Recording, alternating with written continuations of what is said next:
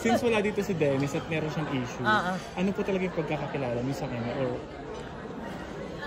tahimik siyang tao, Doon nag-post na rin po kayo sa Oo. Tahimik siyang tao. Although minsan maloko siya sa kanyang mga TikTok. Sa TikTok. So baka nagkaroon lang ng misunderstanding, I don't know.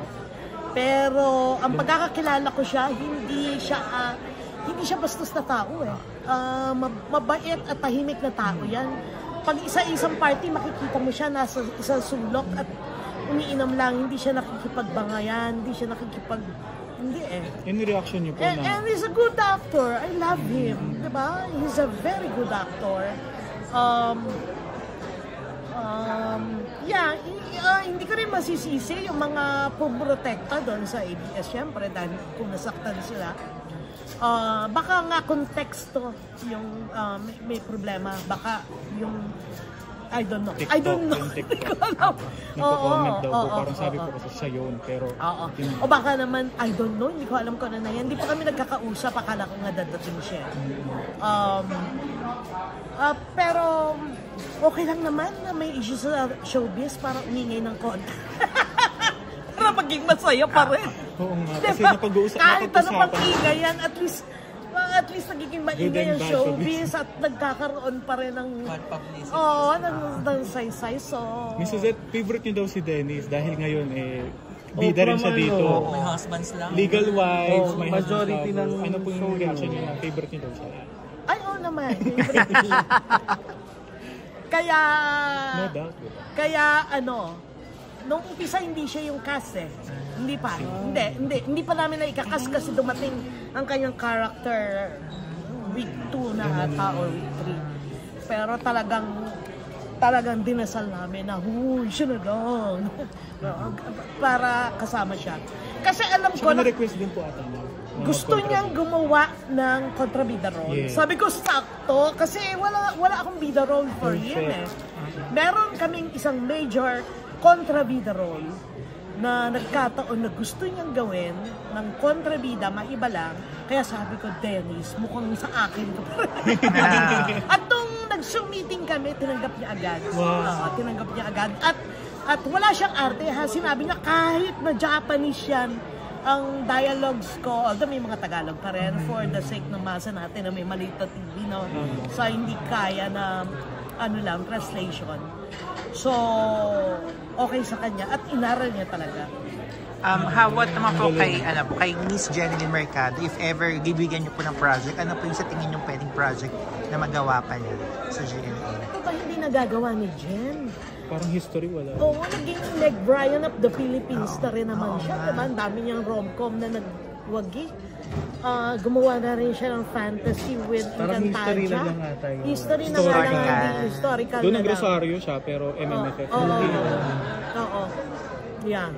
Historical na lang nga, hindi niya pa nagagawa. Sana, Miss Suzette. O kaya, mystery, murder mystery. Na si RJ Nuevas naman ang mahusay doon, di ba?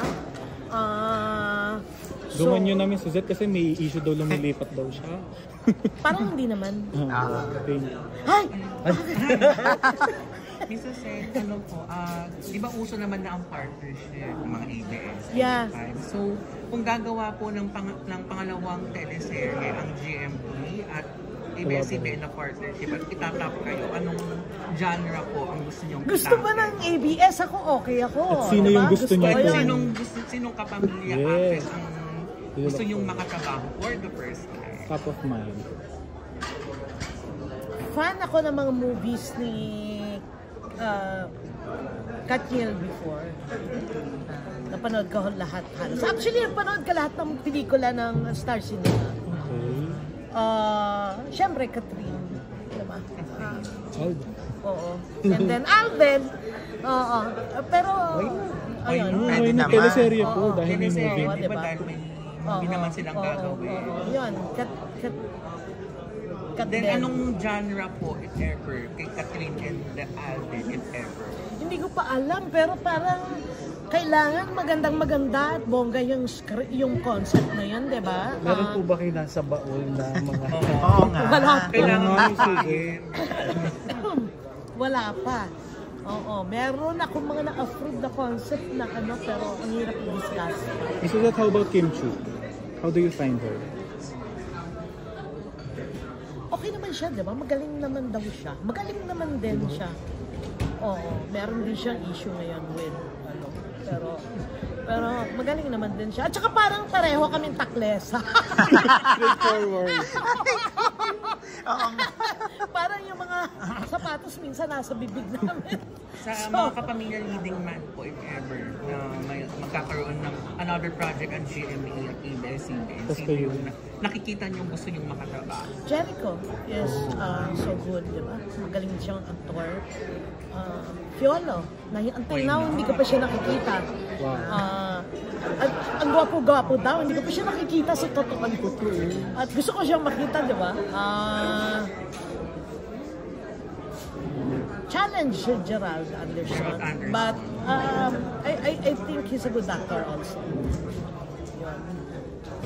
Ito na lang po, kasi isa sa mga madalas fear sa mga historical dramas, yung mga designs, yung mga props na ginagamit. So, paano nyo nagagawa parang kahit maging paano, swak doon sa time, yung mga gagamiting props and yung mga background. Yun. Oo, meron kaming meron kaming consultant na pinagtatanungan sila.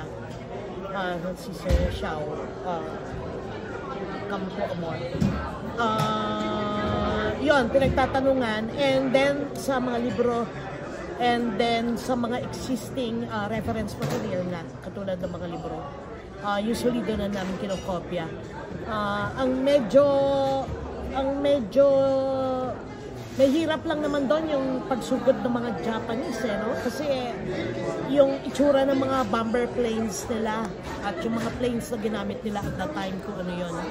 And then, yung itsura ng pananamit, itsura ng maraming bagay, pati pera, etc. At saka kung ano yung itsura ng Manila at that time, ng glory days ng Manila, na ang ganda-ganda pa ng Manila.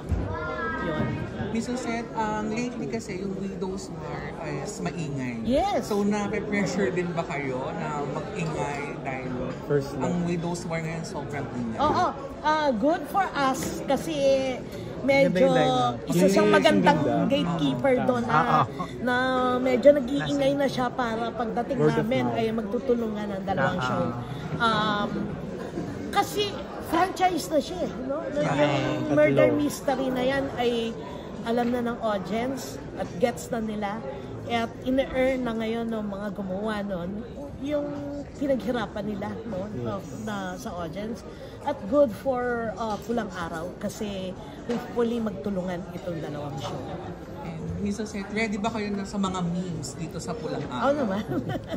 Oo naman. Magiging meme ang mga eksena? Wag lang akong pumatol, di ba? So, wag lang akong mapagpatol. Kailangan ko sabihin, huwag kang papatol, maging busy. Smile. Last na lang, Miss Suzette. Dahil yung Firefly po, Jimmy Pictures po, parang active na ulit ang Jimmy Pictures gumawa. May chance po ba na gumawa rin po kayo ng movie, tapos kayo po yung sumula? Right now, busy ako sa television. Serye po kasi I'm doing Pulang Araw and then last movie na ikaw yung... I Love You in Tokyo. Ay, yung Vilma. Yes. And then Encantadia for next year, Sangre.